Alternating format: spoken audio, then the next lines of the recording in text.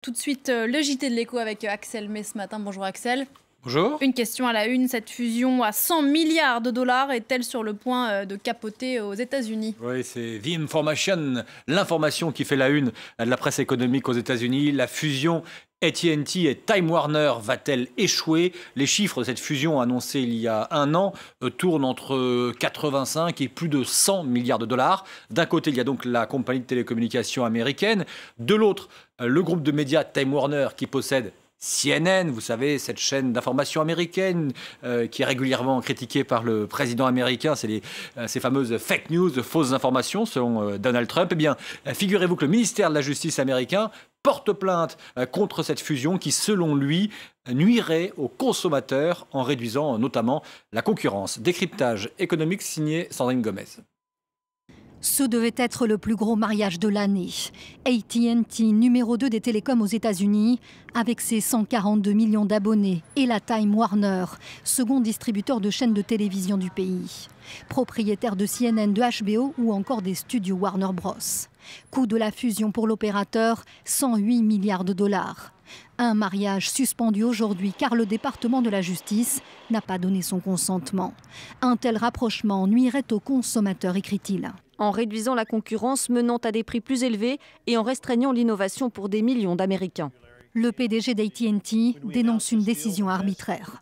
Il y a eu beaucoup de bruit et de spéculations qui disent que tout ça c'est à cause de CNN. Et franchement, je n'en sais rien.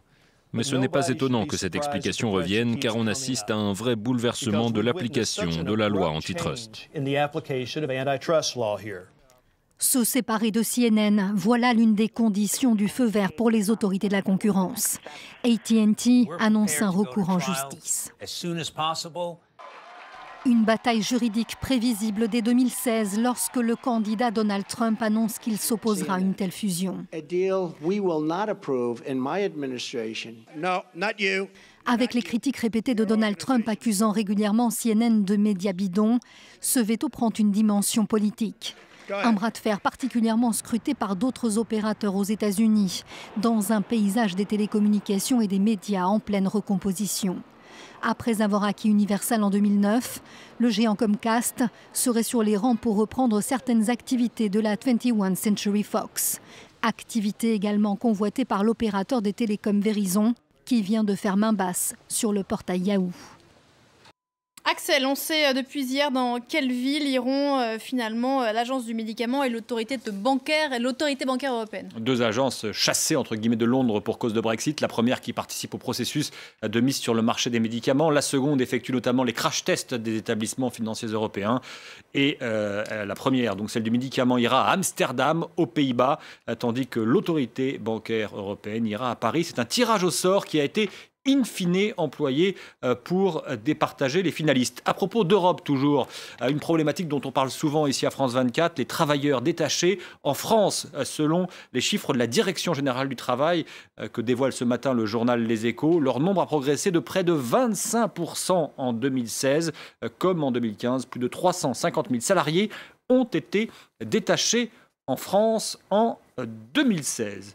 On va passer aux bourses, les bourses européennes. C'est l'ouverture de ces bourses européennes et une ouverture qui n'est pas très positive, vous allez le voir. Elles sont toutes dans le rouge, tandis que les bourses asiatiques, là aussi, vous allez le voir sur votre ou sur vos écrans, si vous regardez plusieurs télévisions en même temps, les bourses asiatiques sont dans le positif. Autre chiffre pour conclure, le travail non déclaré qui serait massivement utilisé chez les jeunes dans le monde.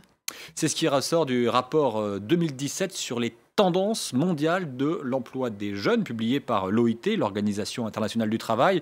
En fait, c'est une donnée parmi tant d'autres, mais nos confrères du Figaro ont malicieusement mis en avant le chiffre du travail non déclaré. 77% des hommes et des femmes âgés de 15 à 24 ans travaillent au noir, selon ce rapport qui défile sur votre écran. Et les jeunes ne sont pas les seuls à sortir ainsi des circuits officiels. C'est aussi le cas de près de 6 adultes sur 10. Et les pays pauvres sont les premiers concernés par le travail au noir, ou plus généralement par le travail informel, au sens que lui donne le Bureau de l'Organisation internationale du travail. Merci beaucoup Axel, c'était l'économie.